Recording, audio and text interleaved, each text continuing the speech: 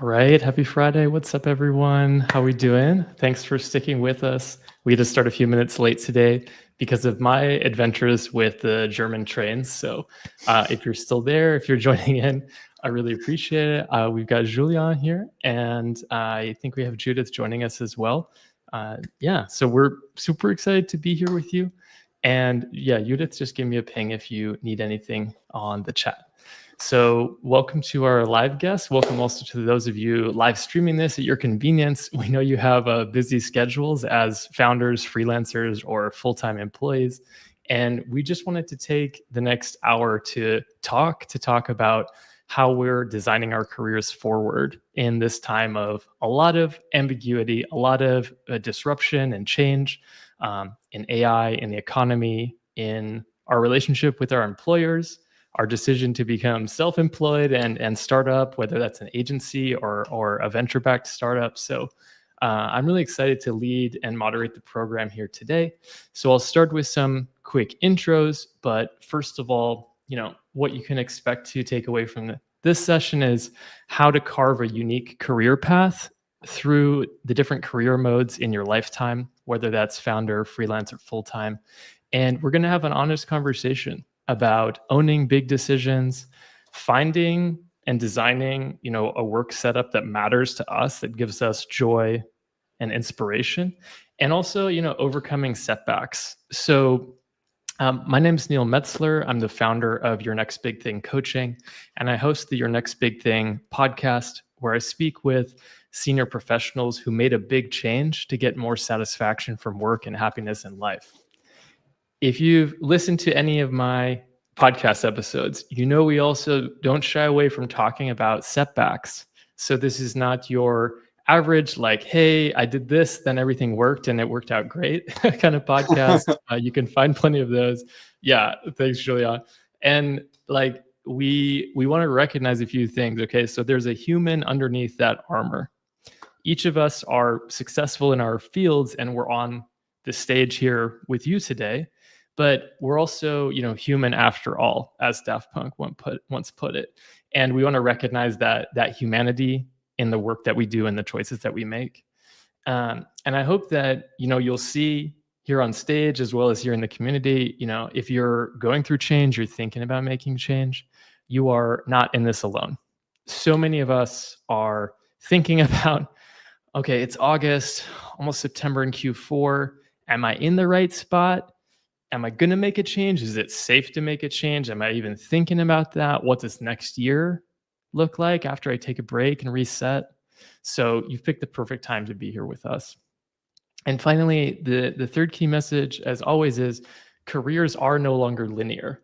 And I know that's a radical idea here in Germany. It can be, and it's something that we're going to talk about in this podcast as well. And I hope we can get Judith here with us as well. I will just get started with introducing Julian, and then we'll look forward to having Judith on the program as well. So, Julian, first of all, how's it going, man? How's your day? How are you feeling? Good, yeah. Like having lots of conversations here and there. I gotta be honest, like I almost missed this stream as well because I don't know, like my calendar didn't remind me, and then like it popped up and was like, oh, okay, damn it, I have to enter this. Good. We're glad that you did. Yeah, that's very good. So let me give you a proper intro. So Julian Look is the founder of Look Beyond, and he is an engineer who turns ambitious AI ideas into production-ready software that saves time and cuts costs. Julian is recognized for taking his full stack know-how and really combining it with business insight, helping organizations translate their goals into clear AI roadmaps and tracking impact and metrics that really matter. So beyond shipping excellent code, Julian also mentors dev teams and leaders alike, helping them upskill and navigate this fast-moving AI career landscape. So Julian, I wanted to start by asking, what's one thing you are working on right now that you are super excited about?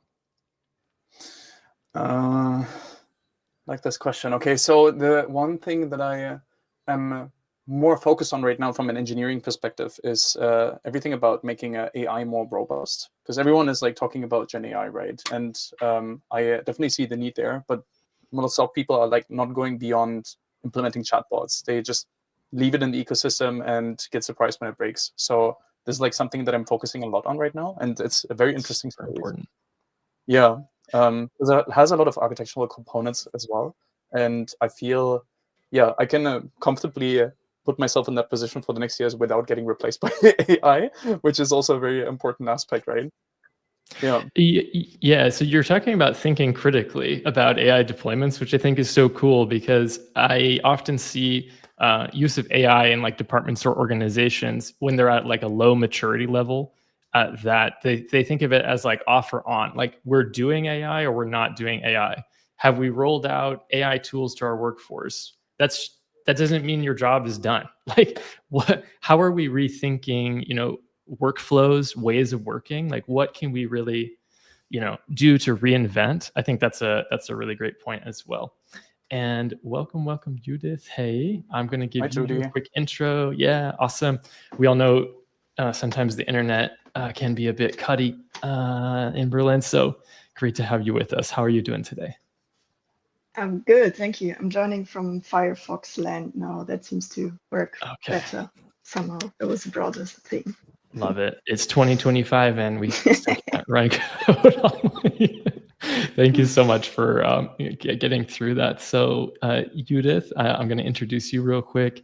Judith is a freelance software engineer who spent the past 7 years building things for scrappy startups and big companies alike. She's on a mission to find a calmer approach to being successful in tech and sharing some of the highs and lows from her journey with us here today. So Judith's going to be speaking to the freelance part of the founder freelancer Fulltime. And I've heard a lot of people in my lunch conversations, in my coffee conversations, asking like, how can I transition from being a great engineer to being a successful freelance operator? Or in Julian's case, looking at different combinations, how to design people coming on board, working alongside with and for you. So I'm so excited that I got you two as guests with us here today. Yeah. So I'm Pleasure, going to always, start man. with, what's that? Pleasure, always. Oh, yeah, you bet. So, Judith, same question to you. I asked Julian a minute ago, what's one thing he's working on right now that he's super excited about? And he said, kind of helping organizations, challenging organizations to think a bit more critically about AI, be a bit more intentional, and to maybe think a bit bigger as well. So, yeah, what's one thing you're working on, Judith, that you're really excited about? So one thing I still have on my bucket list for this year is to start a newsletter or mailing list, because I've really been enjoying, I guess, documenting my journey on LinkedIn a little bit, and I enjoy especially writing content. So I want to do a little bit more of that and switch to like slightly longer form content, and also find a way to be a little bit less dependent on the algorithm goddess. So I'm kind of thinking about starting a newsletter. So yeah, I'm working on that in the background a little bit. Let me ask you a follow-up question on that. So we all know like content is important. Like why specifically do you choose to invest your time and set goals around longer form content or going deeper on certain topics? Can you say a bit more about that? I think for me, that's just what I've found to enjoy the most. And I think that's the one thing I have learned, that if you want to play the content game a little bit, the best way to do that is to find a way to make it enjoyable. So I found out for myself, I'm not very good at the Instagram reels, and I'm not very good at like punchy one-liner kind of tweets. So, but I do Yeah. enjoy sitting down and writing out a post. So I guess it was trial and error for me. Yeah. That's super cool. Okay, nice. And folks can find more of your work. Check out Judith's LinkedIn profile and check out Julian's as well. But yeah, Judith has a lot to offer if you're curious about her setup, what she does. Check out her GitHub as well. I really like some of those design touches that you've made to make your GitHub projects like more approachable and more like portfolio oriented. For sure. Amazing. Awesome. So I wanted to take us back to this topic of kind of starting on this topic of kind of career change. And this first question I have for us is like, is career change the new normal? But I wanted to phrase it not in an abstract sense, more like, is it normal to tell your family about like your career change? Because one thing that I'm currently struggling with is like, I feel like it's tough for my parents and family to keep up with this kind of whiplash decisions I make where I'm like, hey, I'm quitting my full-time job. Hey, I'm joining this incubator program. Like my parents don't know what a startup incubator is.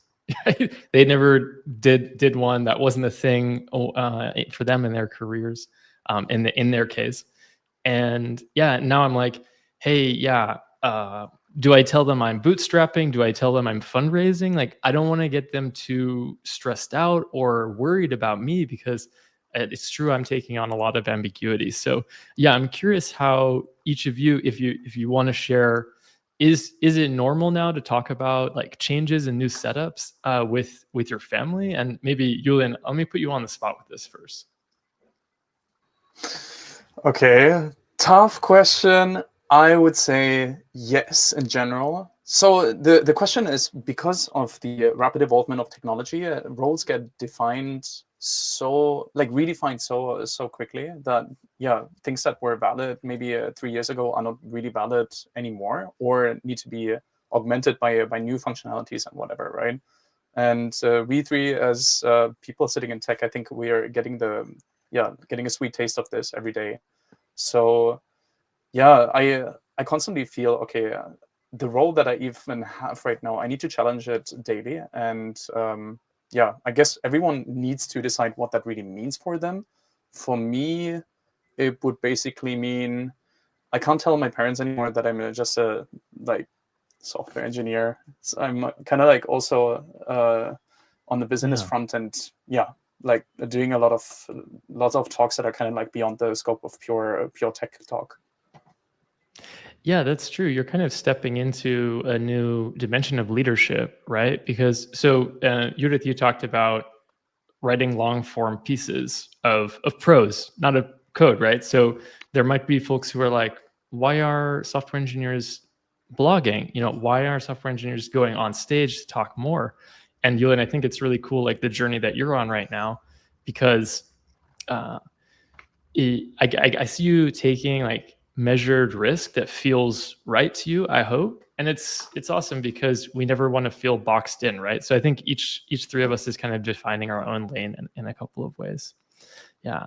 And Judith, like the same question to you, whether it's friends, family, like when you bring up what you do you get like any awkward, funny like FAQs, or how do you kind of handle the conversation?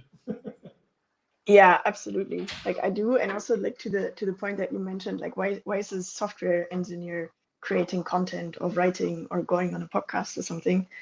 I think the real question is even, am I still a software engineer? Like we briefly talked about that. I really struggle right now to introduce myself with just like one job title, because I feel like career change definitely is the new normal, but also these kind of almost multi-hyphenate careers, And like lately I've realized that I read and I write and I speak and I code, but it's very difficult to say like, I mean, I still introduce myself as a software engineer because people want this like one title, and that's the one that I can make money with right now.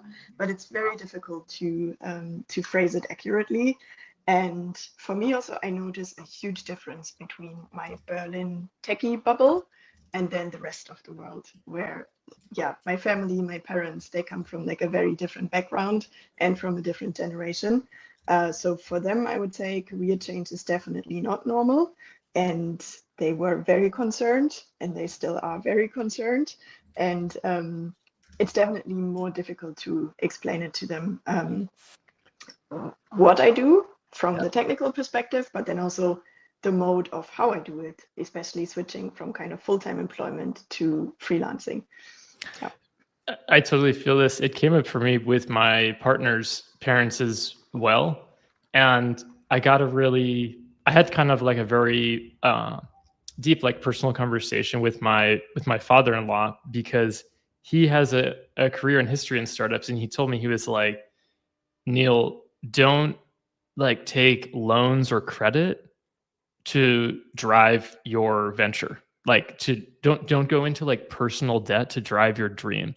And there were a couple of like stories behind that. And what was cool is it's like a strong enough relationship that we were able to have that in a really strong, like productive man-to-man conversation and stuff. But I'm really thankful that he sees my risk taking too as not like a risk to my, because it is a risk to my partner as well. So yeah, this is some of the complexity I'm kind of nudging into now as a first time founder. So thank you for sharing that, Judith. Yeah. Did you also a bit follow of a his advice in the cultural end? thing. Sorry, go ahead. Just a question. Did you follow the advice of your dad in the end? So like I really kind of thought and processed about like what he was saying there.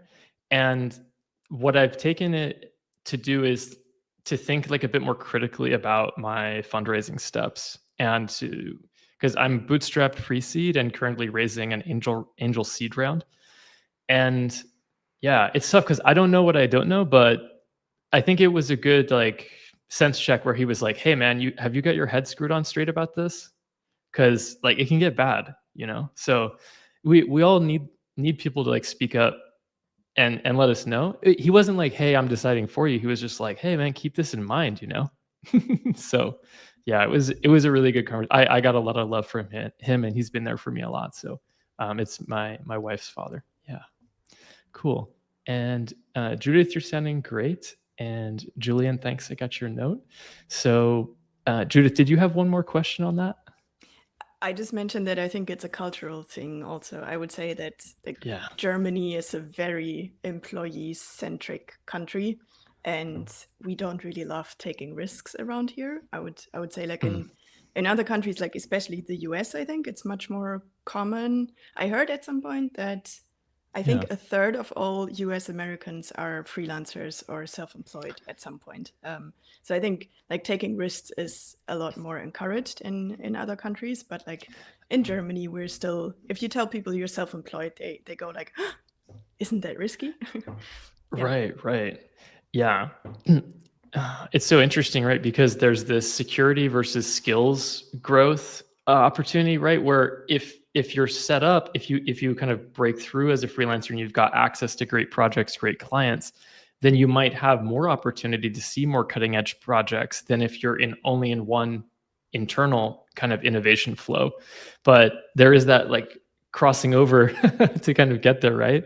And that's kind of a great segue to our second question, which is we wanted to talk for anyone in the audience who's currently full-time and thinking about getting started as a freelancer, starting to get access to paid projects, starting to kind of validate their skills and value on the market. What advice would you have for getting started? And maybe Judith, we can start with you. Yeah, sure. I think for me, what was super important in the beginning was to get very clear on why I want to go freelance. Because sometimes people reach out to me and ask, if they should go freelance. And they are basically just trying to do that because they're struggling to find a full-time gig right now. But to be honest, the tech market is the tech market right now. So if you're struggling to find a full-time position, then you might also be struggling to find a freelance gig. And I think it can be really super helpful to be very clear on why you want to do it, because there will be ups and downs. I think it's a little bit of a roller coaster. And when we are a bit more in one of the lows, it's definitely helpful to kind of remind yourself of why you're doing it. And the other thing, which is like very pragmatic, but I think it's important, and that is just to get your finances straight. Like it doesn't have to be super risky, but it is a little bit risky. And I think it's largely up to how you manage your finances to control that risk a little bit. So you definitely need savings. You need like a good plan of how much money you think you can make, how long your savings would last. And I think that's super important to get that figured out. I love that. Staying kind of in the driver's seat with your own decisions, and like having the financial clarity to do that is really important, because then we can be proactive instead of reactive. And I think about that with my new venture as well. It's like, I want to be, if I'm fundraising, I want to be fundraising from a position of strength. Or if I'm when I quit my job, like back in November to be effective end of Feb, I didn't wait until the very last moment to, get some other opportunities going in parallel. I wanted to have a fast start, like not a cold start. So I think there are some strategies that people can use to de-risk those big moves, right? Julian, how about for you? Yeah, any pro tips on crossing over from full-time into freelance configurations? Okay, so I think this also comes like from a personal experience on like how my journey went from full-time to freelance, right? I'm not going to dive into this, but I would generally say the first thing that really matters is that you have the capabilities to actually do this. And I'm not even talking about financial stability here in terms of like, regular income. I'm just talking about like, do you have like the capacity to sleep well, eat well, not like work crazy for doing this on like for starting this venture. If that is given, thinking about the Maslow period here, right? Pyramid, not period. Maslow pyramid, right?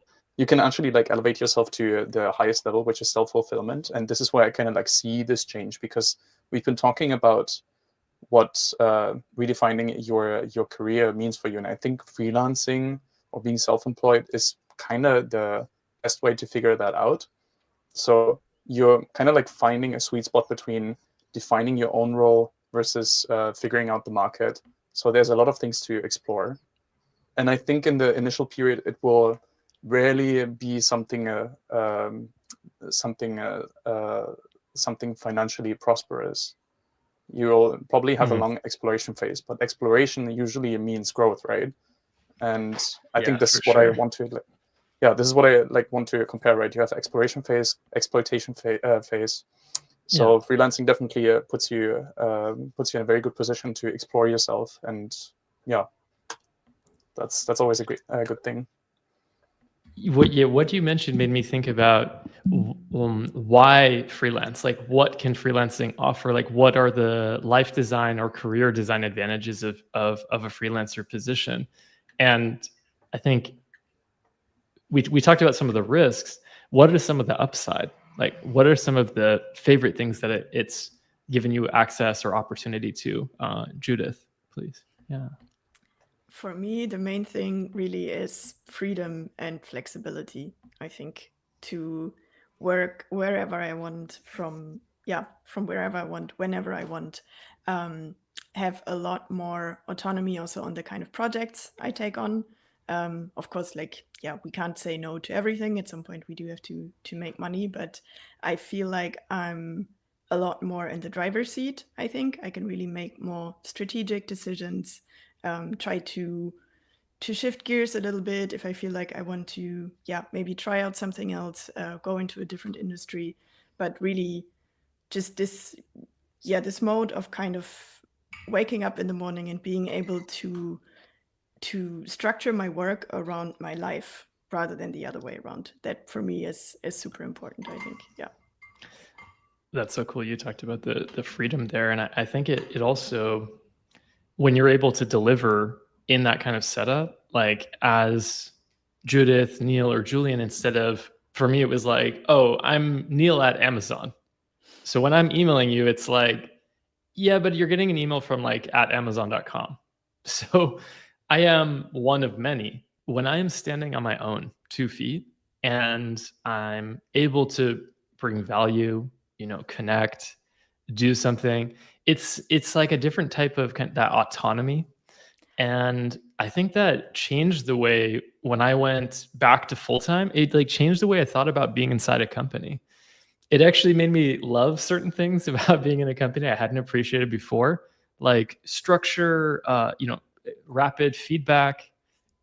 Being solo, it's sometimes tough to get like a good volume of feedback, unless you really need to work on it.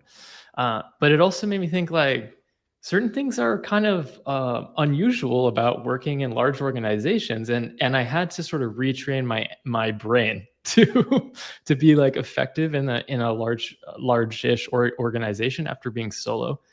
So it's been cool for me to kind of flex back and forth. So I did 10 years corporate, then 2 years solo, then 2 years back in a full-time role, and then now I've been out for 7 months doing a startup venture. So that's kind Yeah. of my situation. Yeah. Yeah, that's super interesting. I think, especially if you talk about kind of being Neil at Amazon. What I love Yeah. about like being solo and being in most projects in the role of this kind of external consultant, it allows me to focus a lot more on the product we're building. Like I don't have to fully support the company mission. Like if I do, that's great, but I never really bought into the idea of this, like we're all one big family. And if you're Neil at Amazon, then you have to promote Amazon all the time. So I can just come in and do amazing work. But like I don't do OKR reviews or company vision meetings or performance reviews or something like that. I spend Crazy. a lot That's more. Yeah. a big change. Like that's a Yeah. huge change. You're not tied into those mechanisms, those rituals, right? Those, especially those annual Exactly. cycles. Sorry, go on. Yeah. Yeah. So like it really allowed me, I think, to avoid office politics a little bit more. And I'm super happy about that, I have to say. Yeah. Nice. Julian, what are some of the advantages that you've found? Advantages of being self-employed, right? Yeah. Or let me give you a bit more structure and feedback there. It's like, since you've gone and done your own thing, what have been some of the opportunities it's given you access to, and maybe it's skills growth, you chances to work with different types of organizations, or Judith talked about like freedom to plan her day around the way she wants. Like, what stood out to you as some of the key benefits? Originally I would have liked to say freedom as well. It's not really working out for me that way. But that's fine. So the new benefit that I discovered for myself is growth opportunities. I think I'm like getting back to this like thing of, you're exploring a lot. And the thing that I've been exploring for myself was a lot of businesses, a lot of teams in a very, very short amount of time. And I'm also kind of like entering negotiation tables where I haven't previously seen myself when I was full-time employed. So Okay. there's just a lot of aspects that I need to. What's up with your door? I had to do a quick fix. Pardon me. Yeah. Okay. So there's a lot of like new dimensions in work that I need to touch on, and it's really challenging me professionally and also personally, because like my personality is wired around being a strategic thinker in code, but not really to be a people person. Luckily, I like people, so that's kind of working for me in that sense. But again, like there's structures and workflows around every domain, right? And I think this is quite interesting and makes me wholer as a person. So the conclusion that I have from this is I actually have more interest in the world now after I've been doing this for a few years, and it's kind of cool. That's a really cool takeaway. Yeah, that's like an unexpected one, and hearing you reflect on that, I mean, that's great, right? Because broadening our view, like driving new ways of thinking and critical thinking, I think is such an asset for everything in career and in life. So appreciate that. Awesome. I have another question about growth and taking the next step. So in the full-time setup, I think all of us have quite a, in the audience, have quite a bit of experience understanding promo cycles, okay, internal transfers, applying across to other stuff. But what does growth and progression look like to each of us now as freelance founder kind of configurations? It's something that I am still wrapping my head around, and I was curious. This question came up to me, Judith, in the pre-brief, as you mentioned that you have a bit of an idea about what you'd like to do, or what would give you growth? You talked about writing as something you're really excited about now. What else do you have on your mind when it comes to growth? I think what I find super inspiring right now is seeing people who manage to scale while staying solo. And I think that's a very different approach, for example, to starting an agency like Julian is currently doing. Because for me, like that's super interesting as well. But I have decided for myself that I don't want, for example, any employees right now, which kind of goes hand in hand with my whole independence thing, like I got no kids, I got no pets, I don't even have house plans. So I definitely don't want employees right now. And I still want to find out how I can still scale my business a little bit better, because what I'm doing right now is I'm basically just selling my time, and that doesn't scale very well. So kind of software engineering as a service, that's nice. It's pretty secure. There's very little kind of risk when it comes to warranties and liabilities I have to take, but it doesn't scale very well. So I would love to find kind of different income streams, for example, through creating more content, writing things, but also thinking about kind of more productized services, maybe, so that I don't only sell my time. And yeah, potentially maybe collaborating more with other freelancers. That would also be super cool, especially people who are kind of in different but adjacent fields. So it could be super nice to collaborate with a few skilled designers or people who do more like backend or DevOps stuff, so that we could really, work on bigger projects together. That's cool. Yeah. And what do you have in mind when it comes to the benefits of collaboration and collaborating with others? What would you like to get from that?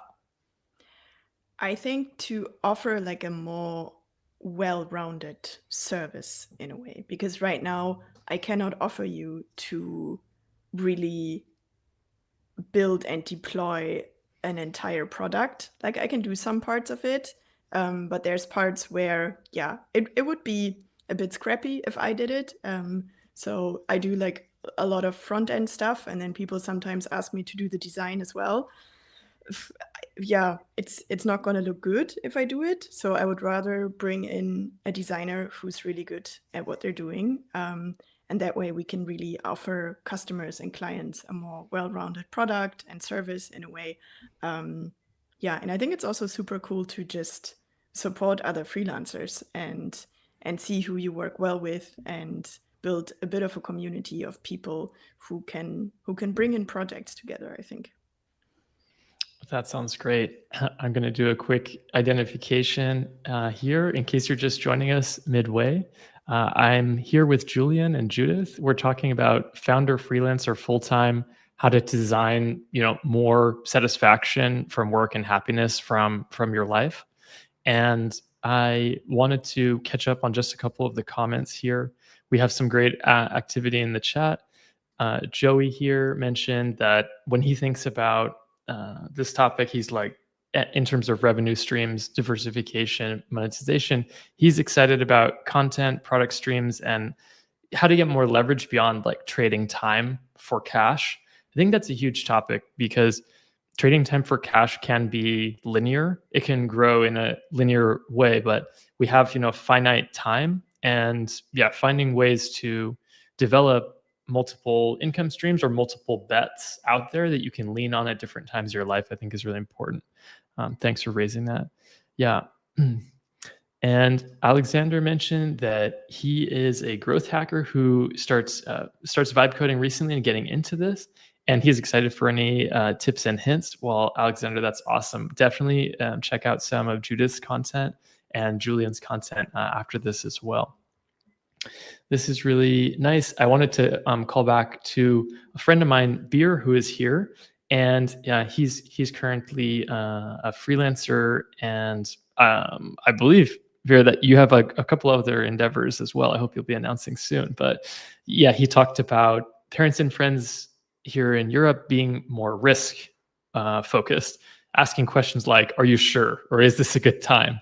And he then mentioned that his wife's parents and friends in the US were just plain excited, like, how amazing, congrats. And I think this speaks to some of the cultural differences there. So that was really cool.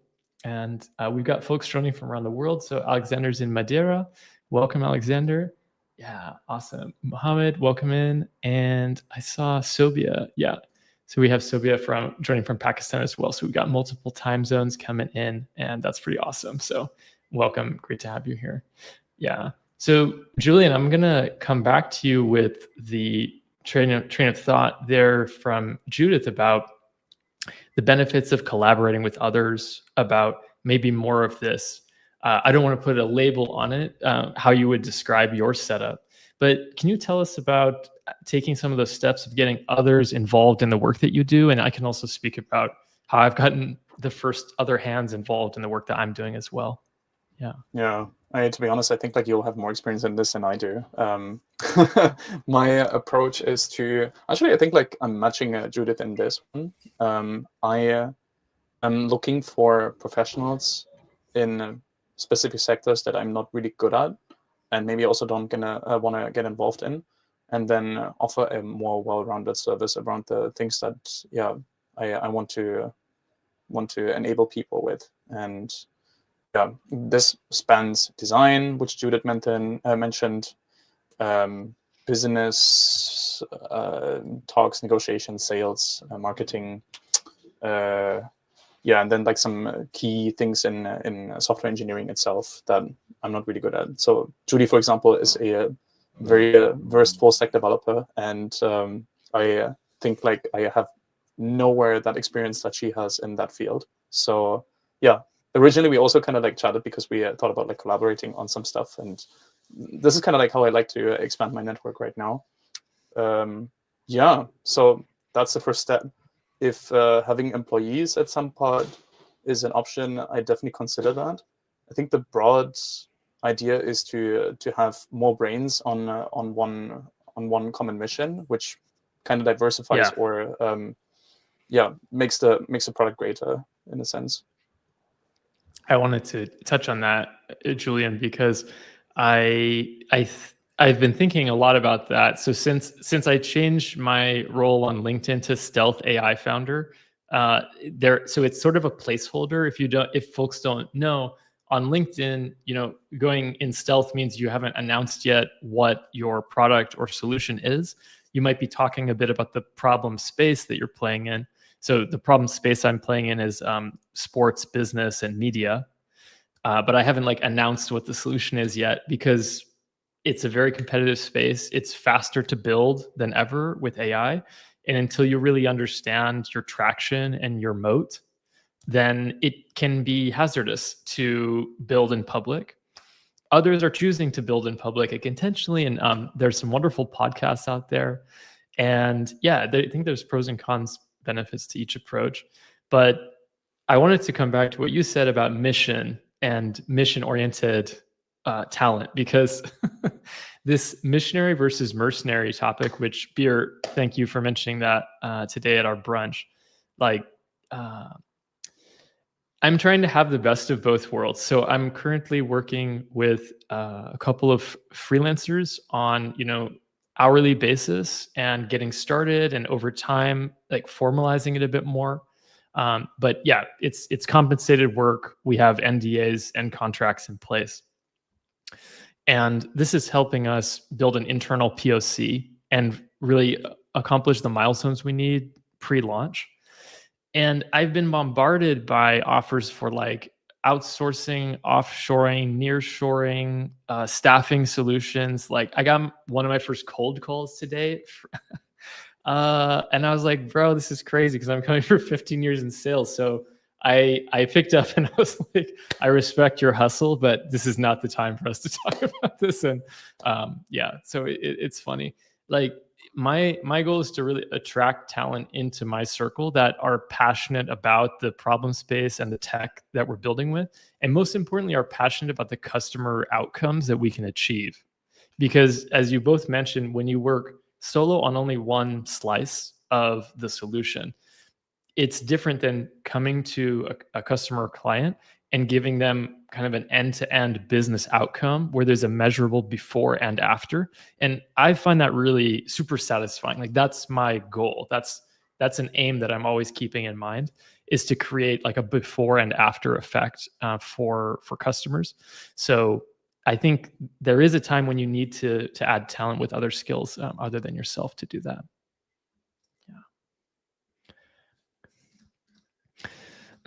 Yeah. I see there are one or two more questions I wanted to get to. We kind of started covering this, like what's different as a startup founder, but I wanted to come back to this one and start actually asking both of you, in terms of tips and tricks around staying resilient, watching your well-being, like avoiding burnout when taking these big steps and big risks. Like, what are your best practices? Like, what are your hacks for this? What's worked? Because this is a tough one. Yeah. Julian, I see you smiling. I'm going to call on you first, please. Yes, I suggest to subscribe to Judith's newsletter. No, but seriously, I think newsletters are a good start because it kind of gives you exposure to what's happening out there. Can you say a bit more about that? Oh, okay. So I am interested in the AI space. So I want to know what other people are building in AI and what kind of tools might be relevant for me in my work.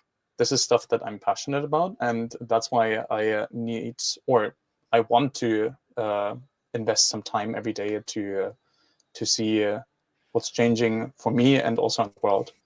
And yeah, having newsletters that constantly pop up in my email feed and remind me, hey, Julian, something new's coming out, check this out, is very helpful to stay in loop. Okay, that's cool. Yeah, I think I see how you can. So connecting that back to the question, do you need that boost sometimes when you're tired or like it seems like you've had a long day? Because like for me yesterday, I saw Ethan Mollick talking about his early access to GPT-5, and not going to say like good, bad, neutral, negative, anything. It was just super interesting. It reignited my why and my kind of passion for a bit. So I was happy I read his unsupervised learning newsletter yesterday. Yeah. So Judith, do you have any like secrets about well-being? Is it like is it exercise? Is it having creative hobbies? Like what are your growth hacks, but not like for like personal growth, keeping yourself resilient? Yeah. Honestly, I'm still trying to figure it out. Like for me, exercise is a big part of it, and I try to do it first thing in the morning because I have basically zero willpower. So if I need to use the little bit that I have in the morning, because no matter what happens, I will always show up for work. So it's not like after my workout, I would say like, I'm not in the mood today. But if I work an 8-hour day, then I will say, okay, I'm gonna skip my workout. So that was one big thing for me, to really prioritize exercising, I think. Proper nutrition, we all know that. Sleep is one thing I'm really struggling with right now, so I need to fix that a little bit more. But also, I think we all know what to do, right? But I think the difficult part sometimes is to be more gentle with ourselves, because like I'm always like, when my coworkers, when they're sick or something, I tell them to take it easy and stop replying to Slack messages or something. But when I'm sick, like last week I was sick and I still worked a few hours every day because I was like, no, and I'm a freelancer and I can't just call in sick. And I think sometimes it helps me to think about how I would treat myself right now if I were a coworker or a friend or something. And if I'm like having a bit of a rough day and I'm beating myself up because I don't feel very productive, then yeah, would I really tell a friend that they're doing a bad job? Probably not. Like I would try to cheer them up a little bit. So I think that can be very difficult, especially if you're solo and you don't have a manager who will tell you to not eat lunch at your desk or something. You really need to learn to take care of yourself, and for me it's a work in progress, I have to admit.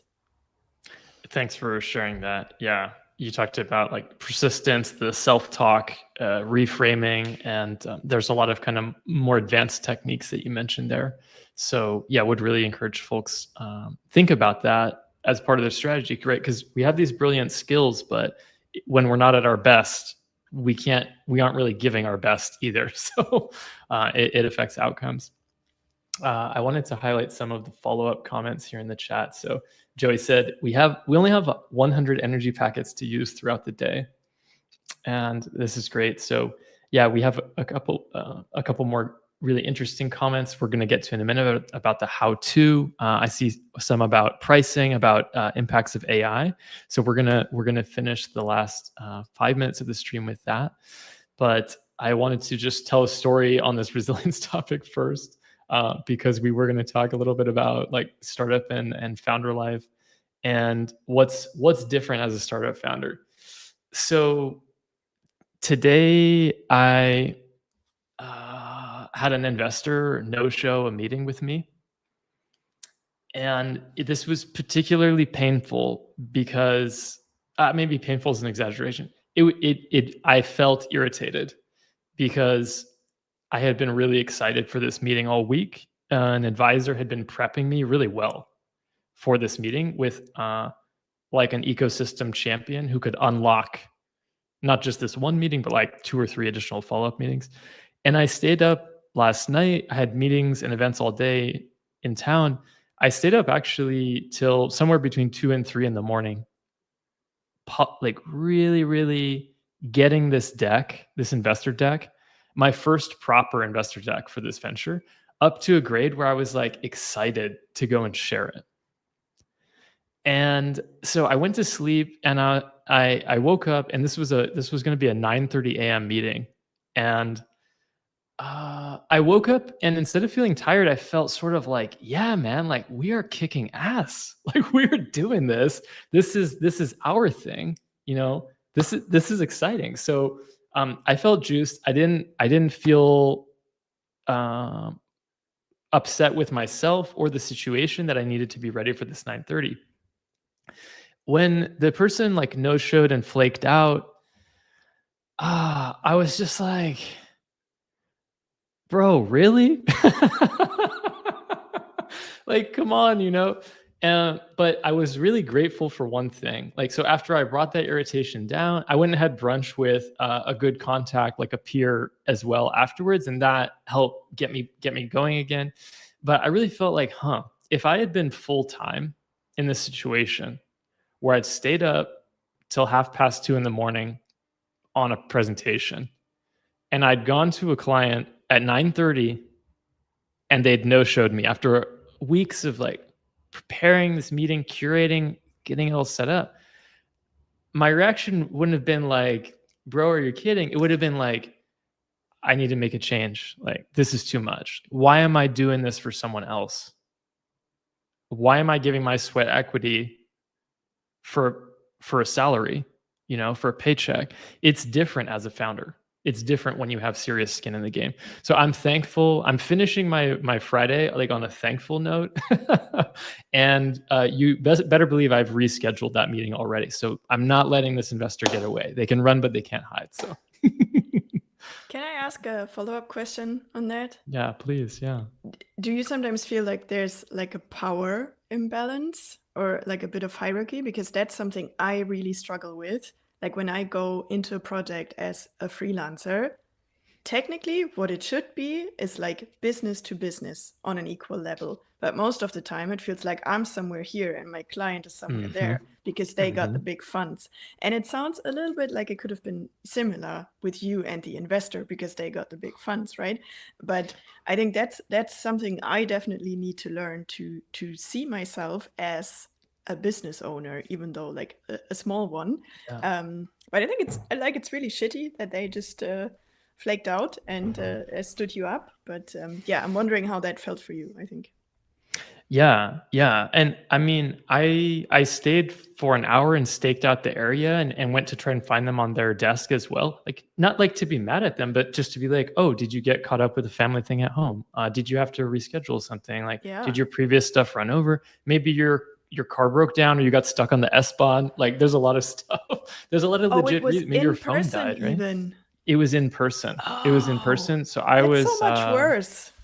I was ready to pitch too, because also my mindset was like, when you're having a key client meeting, like 30 focus minutes of excellent tip-top communication is what is demanded of you.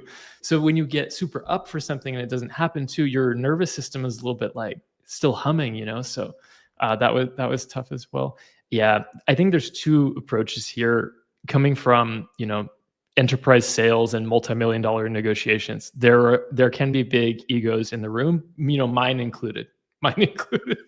So there's kind of two approaches here. I had a really great manager in Seattle who told me, Neil, when there's something that doesn't go your way with the client, just kill him with kindness. Just kill him with kindness. And there's a lot that you can overcome with taking a breath, giving someone a second chance, and just staying focused on being professional. Like you said, you're just saying, this is a business to business thing. It's not about me. I don't know what's going on in their life either, right? That's one approach, and that's the approach I would recommend. The other approach that works really well for some people is, I heard a great football player once say that he kept a journal and a notebook of all of the people who doubted him or made comments that they could beat him. And he would use that, he would go back to that notebook before big moments, and he would draw strength from that. It didn't make him angry. It actually helped him get to a place of high performance, into a high performance mindset. And I know that about me and my psychology. Actually, I do well when I have a chip on my shoulder, but I also need to, work with forgiveness and kind of have that balance. So I think there's two good approaches there. You want to channel it into positive, constructive energy. And I think, shout out to my manager from more than 10 years ago who really coached me about that killing him with kindness thing. Yeah. I don't know, Julian, did you want to speak on that? Did that resonate? Yeah. Honestly, I think like what your friend or colleague is doing is quite extreme, I would say. I don't know if that would work for other people that well. You Yeah. mean I about just find that very keeping a interesting. book, like Yeah, the I chip mean, on your like, shoulder thing? Yeah. before big moments, I think that would make me more nervous. I think it would be interesting to review, like, let's say 5 years down the road when you're getting a more successful, and then you read it and you'll be like, ha ha, haters gonna hate, something like that, right? But like Yeah. before big moments, I would like try to keep myself calm. That's it's a crazy There's way a follow-up to that, which I think is really cool, which is also like, if you've created that and you feel it's no longer serving you, you can actually, it's in paper. You can personally like tear it up and put it into like a bonfire, like in the outdoors, and kind of do sort of like a meditation ritual around it of like, I am letting go of this. And that can be really cool too. I mean, you can just kind of go through a process with that, and leave behind what no longer serves you. We learn that in yoga, right? So really have you done appreciate something like that before? Yes, but Does it work for you? I think in the moment it like for like a day or two after, actually it did what you described, which is it made me re-experience some of the feelings of insecurity, the feelings of like lack of closure. But then I think it also helped it be less like toxic for me, because if we're carrying, sometimes we realize that we've been carrying stuff around that is not serving us. Like, and talking about going from full-time to solo, if there's stuff that's breaking down your confidence, it's really good to find ways to work through that. It's including with like professional help, with coaching, and through doing mindfulness activities like yoga and regular exercise. Like, can't emphasize that enough. I always reinvest in those activities when I'm transitioning from full-time into a new setup. Yeah. what are you saying there is quite valuable. Do we have time to touch on this, or do you have some Please, other questions yeah. to cover? Okay, so yeah, we do have a few comments, but I want to give you the stage on that. Yeah. thank you. So one thing that I really want to know is like, what's your experience on advisory? You mentioned a couple of times that you're taking advisors' help, or you mentioned coaching right now. And yeah, how do you like see yourself being boosted from that in whatever you want to do? Oh, yeah. So I think the term advisory can mean a lot of things. Also, coaching can mean a lot of things. I think it's really important to recognize, who is my tribe, because most of what our success is built on, we actually do, like, it takes a village to kind of raise us up. So what do I mean? Like, my tribe is folks like you two, who we take risks together. We actually, get on stage together. We do projects. We People that I try something new with, or there's some sort of shared experience outside of like a paid work setup. That can form really lasting bonds. And I think being intentional about investing time into activities that are not pure transactional paid activities, or pure, like, I report to this person activities, is my number one recommendation for people in the audience. Because if you pay into this, it really gives dividends back to you when you need a platform to start something new, when you need a foundation to boost you up, when you want to take a big risk. And I am oversubscribed on advisors right now. I'm oversubscribed on applicants for roles that I open up, because I think because I have spent years kind of building up that community around what I'm doing. And that gives me a lot of opportunities and a position of strength. Absolutely. Yeah. Cool. So I want to make sure I deliver on the promise to the audience here, but I've really enjoyed the conversation here. So if folks have follow-up questions for any of the three of us, please connect. Please reach out, ping us on LinkedIn, whether you're here live or you're watching after the session. So I wanted to start with this kind of big picture questions here. There's 2 or 3 questions about impacts of AI. So I'm going to read 2 of them and then we can tackle them together. So Aryan Raj says, GPT-5 looks like it's so good at writing front end.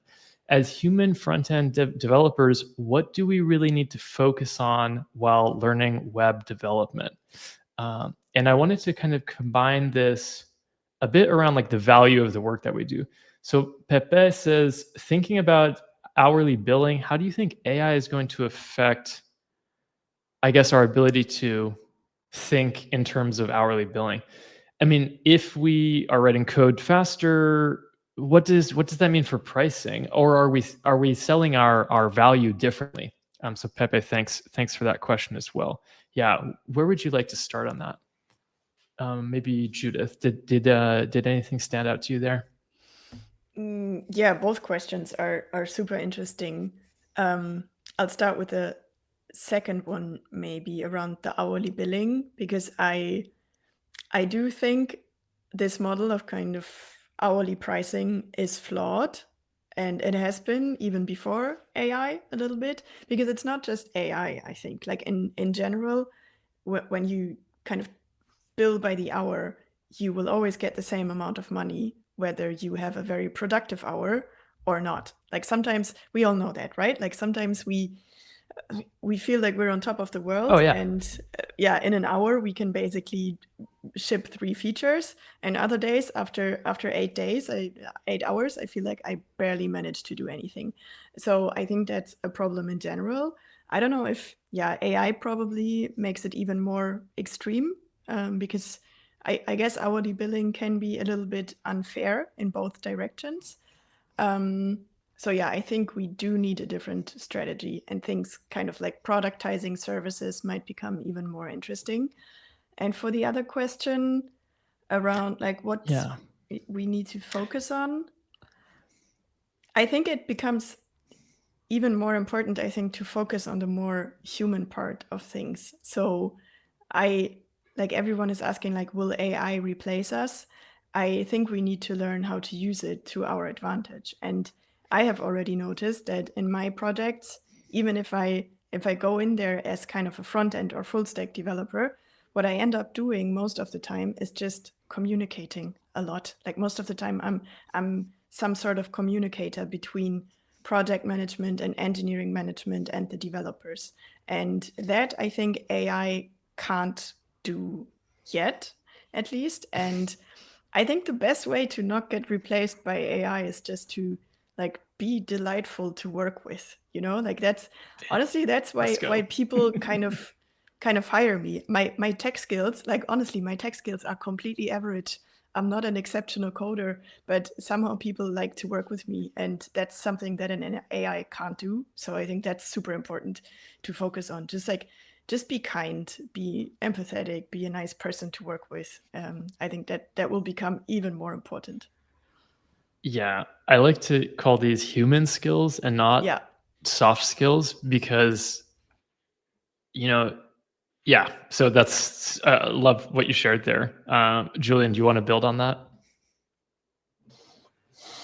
Okay, let's start with question 1. Yeah. Oh, that's question 2. But okay, I mean, I can do both, Okay. whatever. Here you go. Yeah.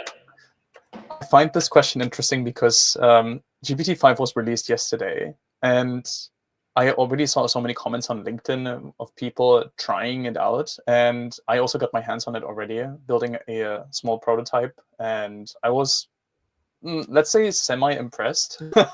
I don't really share that sentiment of Arjan here. I don't know if I'm pronouncing your name right here, but yeah, so does AI do front-end coding well? Yes, I believe so, compared to other domains such as backend or DevOps. Is it exceptional?